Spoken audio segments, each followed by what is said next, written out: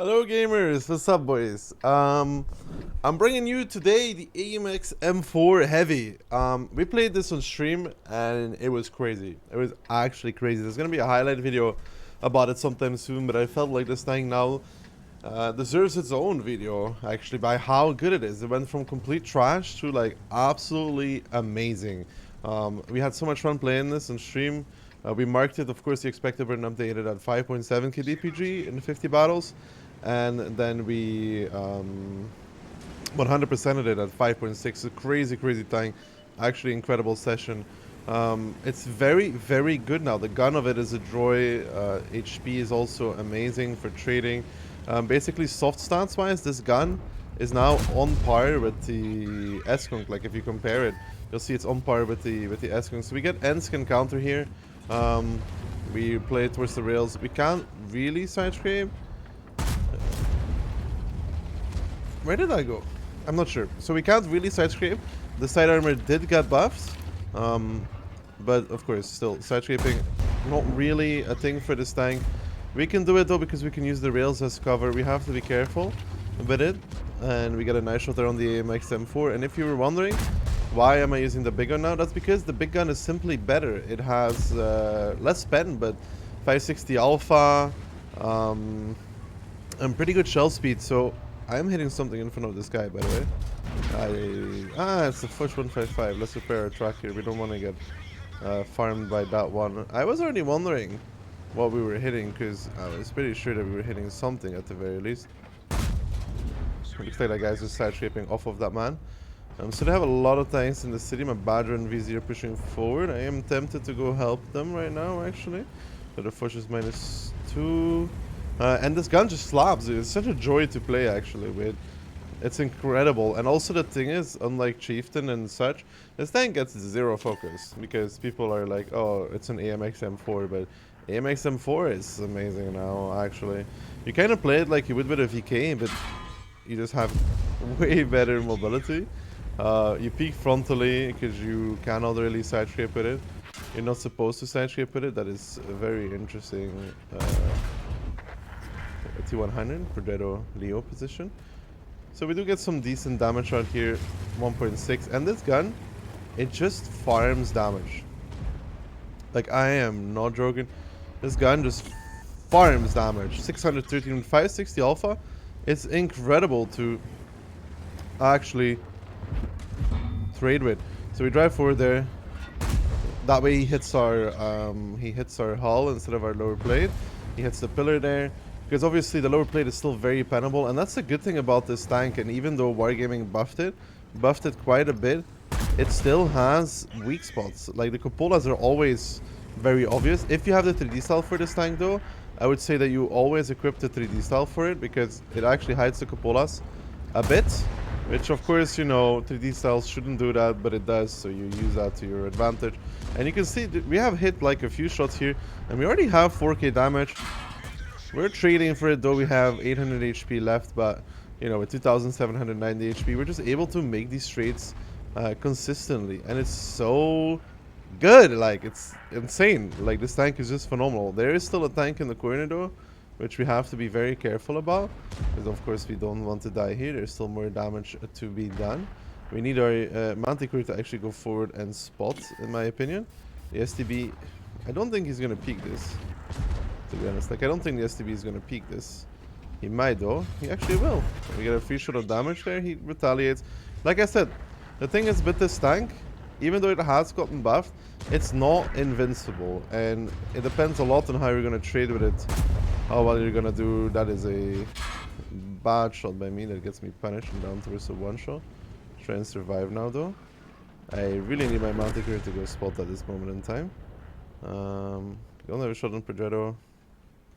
I need a Manticore to go and spot, please.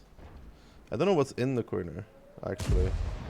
Like, I don't know what's the tank in the corner. But if our Manti doesn't spot, it's not that good. Maybe I pressured forward a little bit too much. Could be. We really need the Manticore to go and spot, please, Manti. I beg. I beg, Mr. Manticore. Okay, so what is it? Is it the Mino? Like, I don't remember what was the tank that was spotted there. Come on, Mr. STV, try to sidetrack us.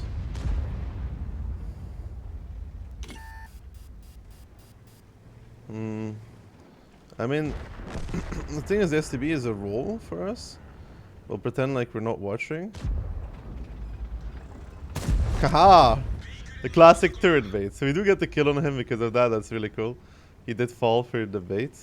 Now there is the Progetto, who I can probably side trade. We get the kill there, and it's the Leo in the corner. Yeah, that makes sense. So with the Leo in the corner, gonna cross over. Please don't kill us here. He shoots on the move and he bounces, which means we can go forward to safety actually. Of course, we don't want to die against the Leo.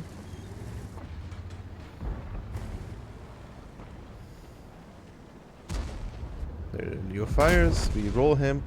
I have a 6.7k game. This gun is just a joy. It's incredible how good this gun is, while not being like completely broken like the Mino in terms of armor layout. So it's such a joy to actually play with this thing now. It's phenomenal. I love it, dude. I love it. We played so many of these battles yesterday on stream with this tank, and I'd say I just enjoyed myself with this gun. 60p shoot crossover there. We get the kill there. So the Crown's a one-shot. The Mino has 1.3. I think we can just hold the angle here and wait for him to peek, and then maybe give him a shot when he goes for it. Come on, Mr. Mino. Show me what you're made of. Are you gonna try for it, Mino? When you destroy a wagon, you can spot through it, and that's what I'm trying to do here. I'm trying to see if I can spot through the wagon to get a spot on the Mino. You have to be careful with this tank a lot because of ammo loadout. I don't use more than 2 HE shells on it. Okay, well, I guess destroying the wall also has negative impacts. Wait, there is the part that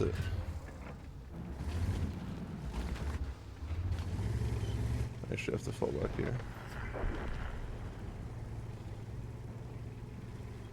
And wait for the Leo to flank. E4 might cross over in the open. He does. We give him a big shot. 491. We could shoot the Mino under this maybe. No, it doesn't look like it actually. So now the Mino is pushing forward. He gives the Leo one. He's gonna be turning now towards me. He is reloaded. I give him one, 523, and the Leo picks him up, and that's 8k in the first game. This tank shits damage. I kid you not, it shits damage. It's just that phenomenally good at it. Like, if you kind of have a clue about what you're doing, and how to at least play hold down, or how to peek in positions, this tank will be a joy for you to play with. It's insane. I love it. Now, equipment-wise, you may ask, what can you run on this? Well, believe it or not, it's on the first game. Believe it or not, you can just play HP Turbo Rammer on this because it's just the best setup for it. You can see the gun handling there was more than fine. As an alternative setup, I think you could consider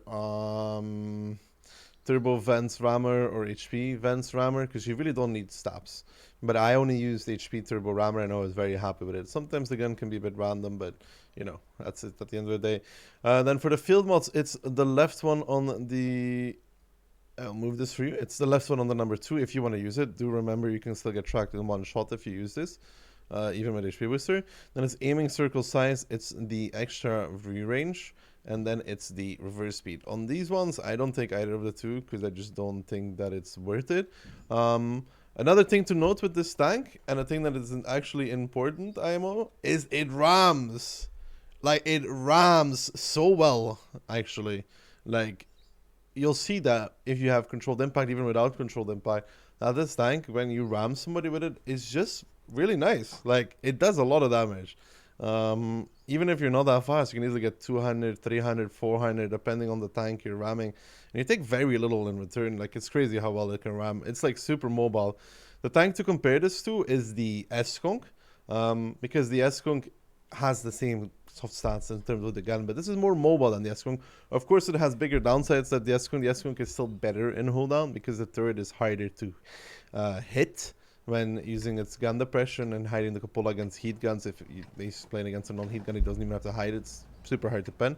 Well, this has, of course, large cupolas. That's why I said it. Use the 3D style if you have it. It does kind of hide the cupolas, which again is not really a thing that should be in the game. 3D style shouldn't make it harder to hit weak spots, but you know, that is what it is. And then on return, also you have the plate here, where you can't really side scrape with. The turret is very long, which means that if you turn it, you're exposing a lot. It's very tall, which on one hand is a blessing, on the other hand is a curse, because you do stick out in a lot of positions with your turrets sticking out. So it has a lot of downsides still. But the gun makes up for every single one of them, combined with the ability to mount turbo in every case and scenario. This tank is a wonder. So we get live oaks. We have a tier 9, tier 10 battle with 2 IDs. The general play here for me is always go towards 9-0 line if I see enough of my people go. We always go over the bridge because it's faster than driving through the water. It may not look faster, but it simply is faster in every case and scenario.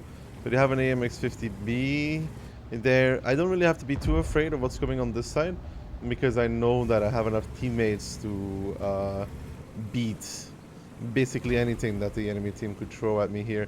I just have to be careful not to trade initially too bad and lose my HP. So I peek the 50B here. I give him a nice shot. Don't want to sit next to the VZ because RD could be a thing. So we see some of their tier 9s are coming here, which is totally fine actually. Just some free damage from the MX-50B. Gotta be careful from the overpeaks of the Emil, who is getting farmed in the third. My 7-7 is pushing forward. I'm going to be doing the same thing as my 7-7-7. We can just like go for the side shot here. We track him even as well. There's a 257 in the dip, which other people will kill. You don't really have to care about that yet. There's always enough people going here. I like playing on the left hand side here to actually overpeak, for example, the Emil 2. Even if he gives me a shot of damage, I don't really care. I missed that one though, which is unfortunate. Even if the Emil 2 would give me a shot of damage, I don't care, because of the fact that I don't have to care. Because I have plenty of the hit points. Now I'm trying to look for the M103. I don't see the trees destroyed though, so I see the M103 running away. He's actually going to cut across it as well. We can fully aim this. I get the shot there on him. So that's a free shot of damage. We have to be careful from the T-30 and other sniper tanks trying to pick the side of our turret. Okay, that's an ammo rank detonation. That's unfortunate because that was -1 shot for us. So it's 6-1 now. You want to keep up the speed. We are missing a T-30. We're missing a Leo. They're probably up there. One of the RDs is over there. There's no point to go down 0 line here. You want to keep going, wrapping under, wrapping left, because once you reach this, you can actually shoot this. You want to keep going here. It's a bit a shame that the M103 got ammo racked and that we missed the Emil. That's -1k actually on this tank, so that's pretty crazy to think about that. That is 1,000 damage on this tank that you're missing out on. Because of that alpha, it's 1.1k spread over 2 shots, right?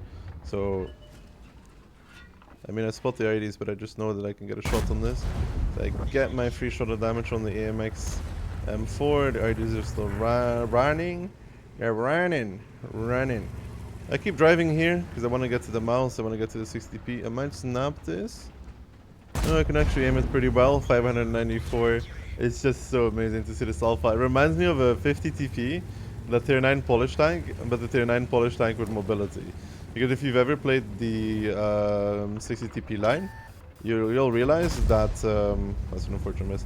You'll realize as well that the 50 TP slaps. It like really slaps people hard because of its like incredible alpha that it has. That's unfortunate again.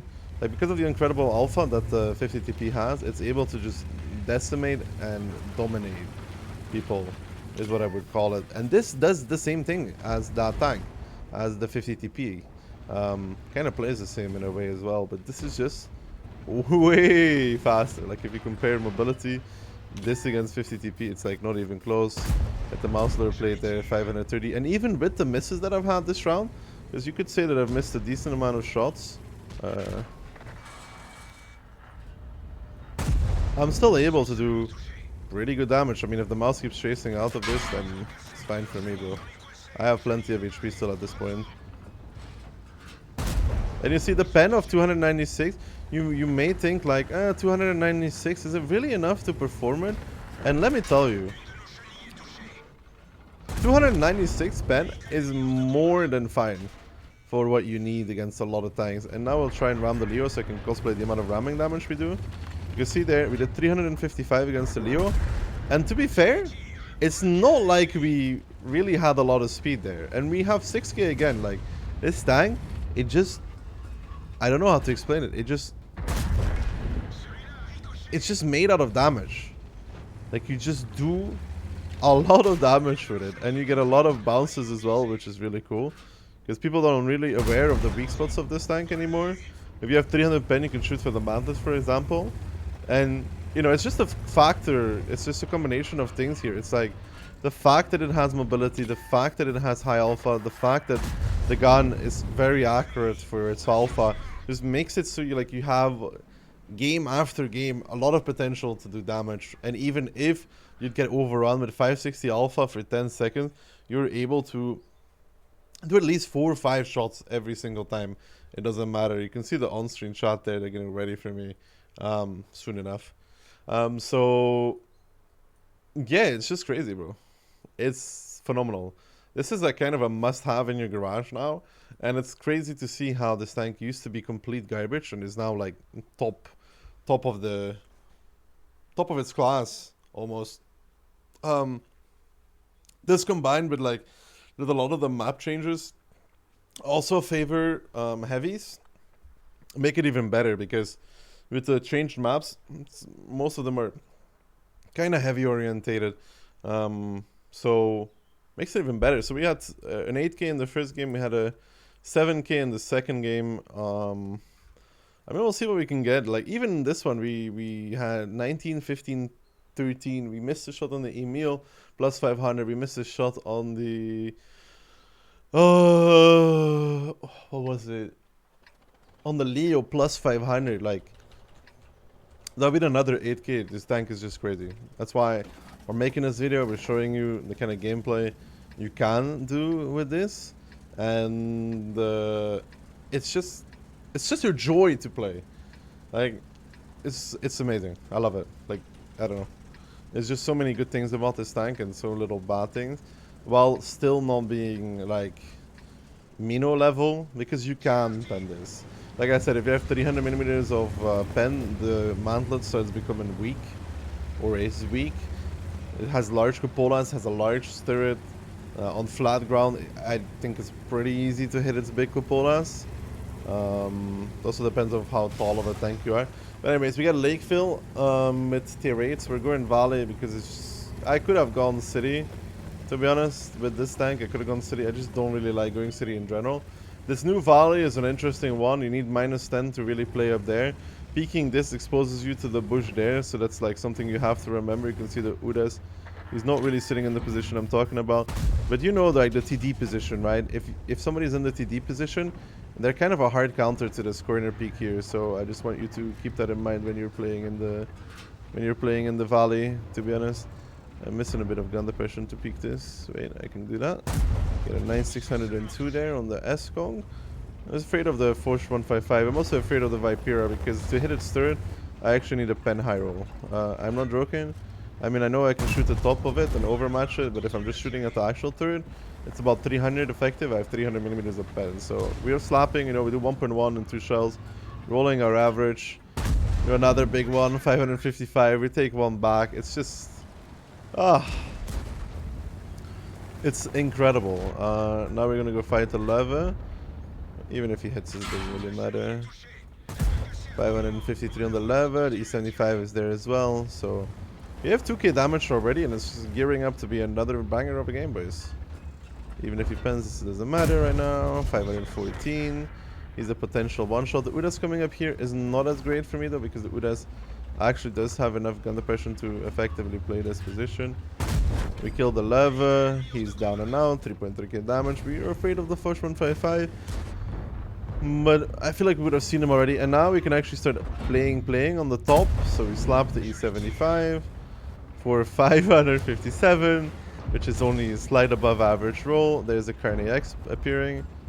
I don't shoot him because he's backing up already. I shoot the lower plate on D75, 454.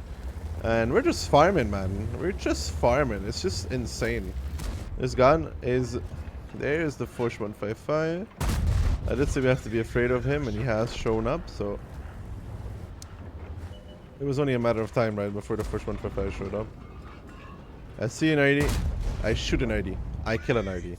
Those things are the most important in life. When you see an ID, you shoot an ID. There's no question about it. You see an ID, you shoot an ID.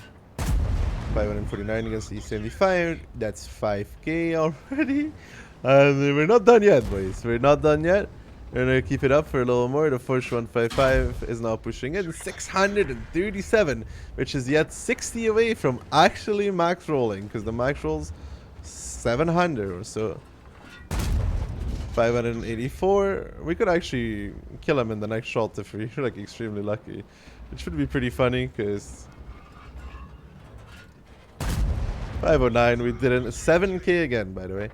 7k out of nowhere on this tank, out of just playing the valley and basically just farming away. I want to shoot the Carniacs because of damage.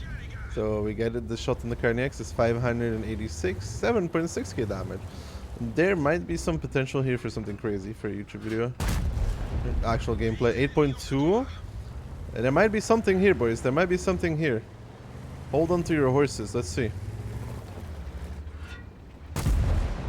8.7. Are we gonna do it for YouTube? Would be the first time I ever do 10k on a YouTube video, to be honest. 9.3. Wow, yo, boys. This is I have not done 10k a single time on my own account, by the way. On this tank, in the 70 battles I've played. I've thrown a lot of 10ks. I've never done 10k though. One more shot and you boys on YouTube are being treated by a... one more. And you boys on YouTube are being treated with a 10k. An actual YouTube video. That would be insane. It would just demonstrate everything that I said about this tank, about how good it actually is. So, one more shot. Come on, one more shot. One more shot. There we go, boys. 10.1 for the YouTube viewers. Enjoy it, gamers. If you're watching this, I did it for you. 10.7. One more. 11. 11, boys. Let's get it. Let's get it. Let's get it. One more. Come on. Ah! Somebody else shot him. Somebody else shot him. 10,849. 10,849 for the YouTube video, boys. I think these three games really showed how good the MX is. I don't think I need to say much more about it, about how just sweet, how sweet this tank is and about must have in your garage. 8k, 7k, 10.8k. Shit, what can I say, dude? What a tank. Happily farming away in the valley. I know it's against tier 8s and all, but happily farming away in the valley. And we didn't really miss anything. That's incredible. That's an incredible score. I haven't done it once when I marked it. Yesterday. It's going to be 2 days ago. And by the time you see it on my Rotlekat account, when we marked it with...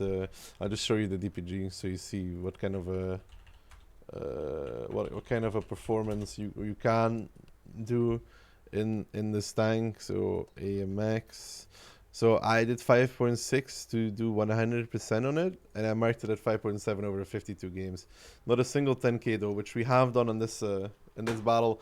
Yeah, I don't know what to say. I think I said everything that needs to be said about this tank. I hope you guys enjoyed this video because I surely enjoyed this tank. I'll be seeing you guys all for the very next one. Don't forget to subscribe and peace out, boys. Ciao.